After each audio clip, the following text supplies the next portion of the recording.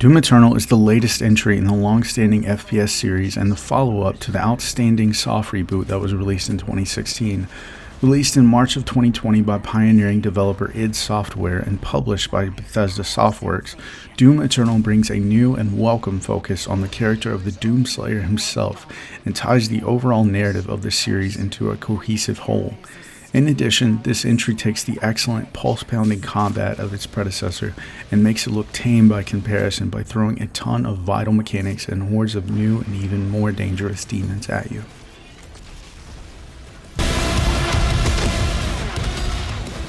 Like my review of Doom 2016, my primary focus for this review will be on the single-player campaign.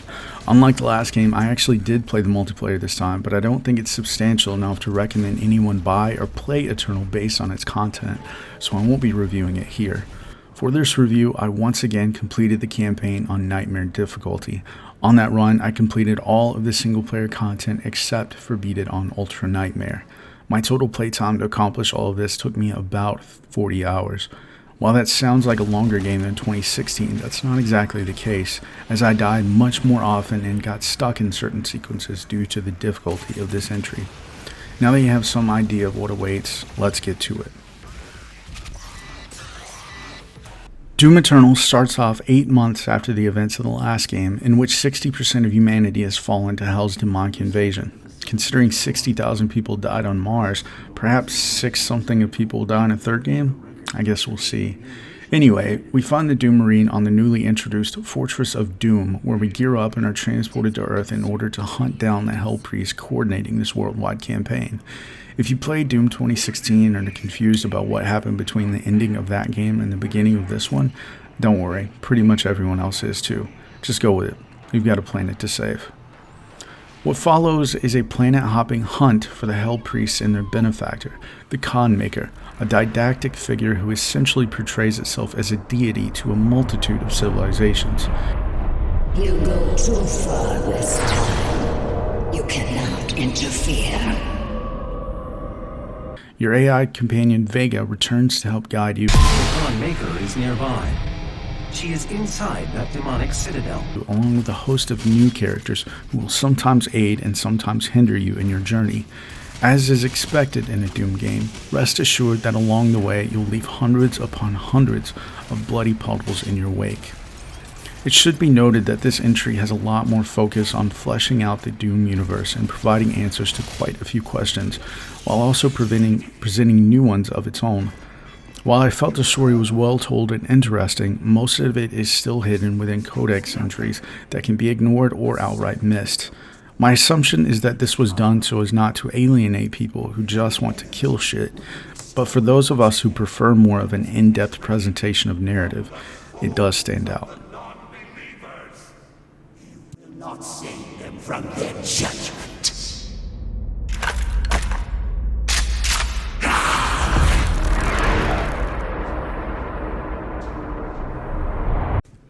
Whereas Doom 2016 took place solely on Mars and in Hell, Doom Eternal is much more varied, presenting numerous planets to visit, and with a much more varied artistic style. The United Aerospace Corporation is back, complete with disturbingly sweet propaganda. See Jessica in HR and sign up now for the UAC Mortally Challenged Blood Drive. Be generous, give your blood, give all of your blood. As it seeks to entice humans to succumb and suffer on behalf of their demonic invaders, an effort that's better explained later in the story. To stop the invasion, the Doom Marine is deployed to a variety of locations on Earth, to Mars, back to Hell, and a few other locations, which I'd rather not spoil for you. Once again, the primary characters you'll encounter are the bloodthirsty demonic legions that seek to stop you in the tracks of your warpath. Pretty much every enemy from Doom 2016 has been redesigned, in part to make them more dangerous, but also to accommodate a new damage model each foe now has to indicate which enemies you've engaged, and also to give you some idea of how much damage you've done to them. From their attacking animations, to the flesh that drops from their bodies when damaged enough, to the facial expressions that play out when enduring a brutal execution via glory kill, each demon, cultist, and monster is meticulously detailed and awesome to look at. Once again, this soundtrack is sublime. While I didn't get to know the tracks personally, I did appreciate the fact that when a major encounter hit, I was propelled into adrenaline-fueled badass mode almost as soon as the respective track fired itself up. To add to this awesome upgrade, weapon sounds have been reworked to be more impressive and feel even more impactful than in the previous entry.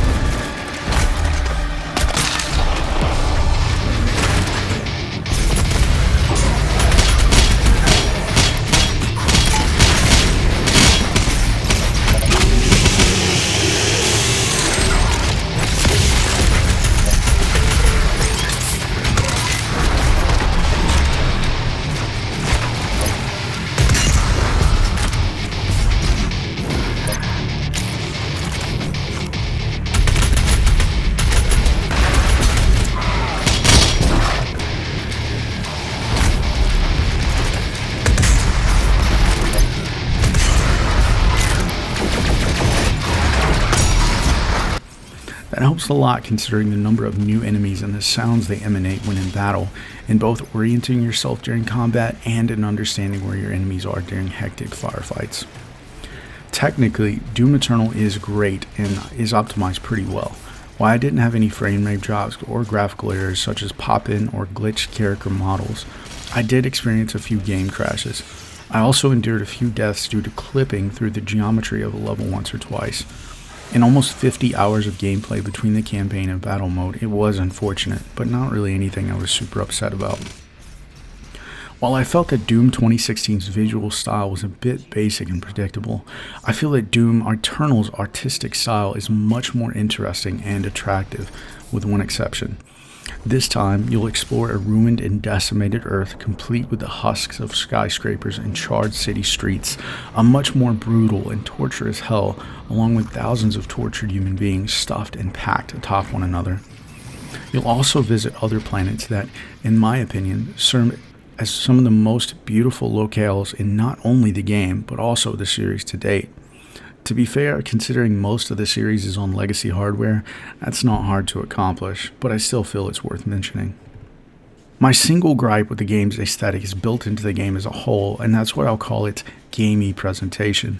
For example, in 2016, the Slayer would find a weapon in the arms of a fallen combatant and will make it his own. In Eternal, weapons are presented as a green floating icon. There are also Mario-esque rotating chains of fire that are suspended midair.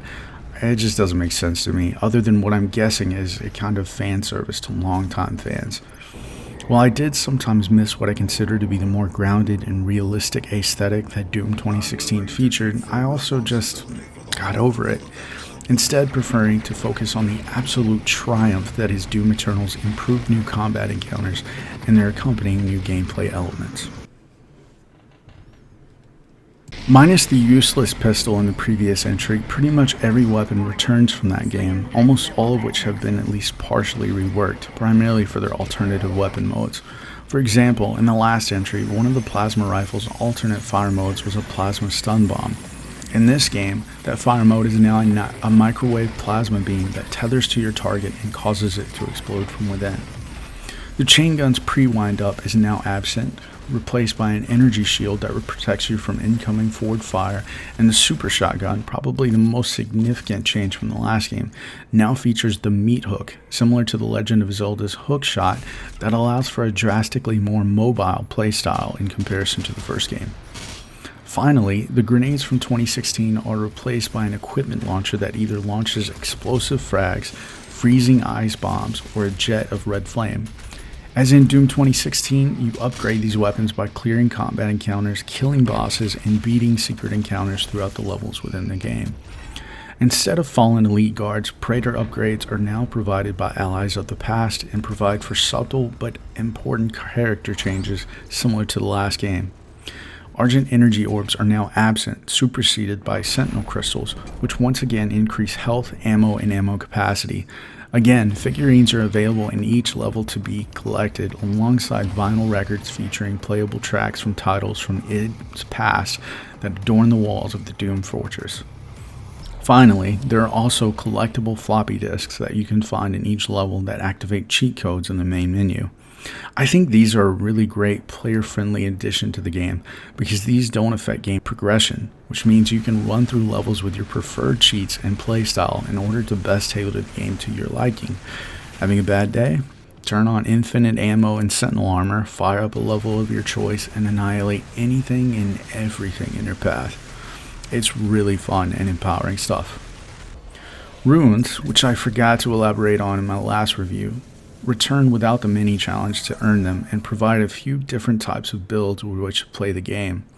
One of the most useful is a rune that allows you to slow down time in midair while aiming, and that becomes a godsend in the late game when facing headshot prone enemies such as the Maker drone.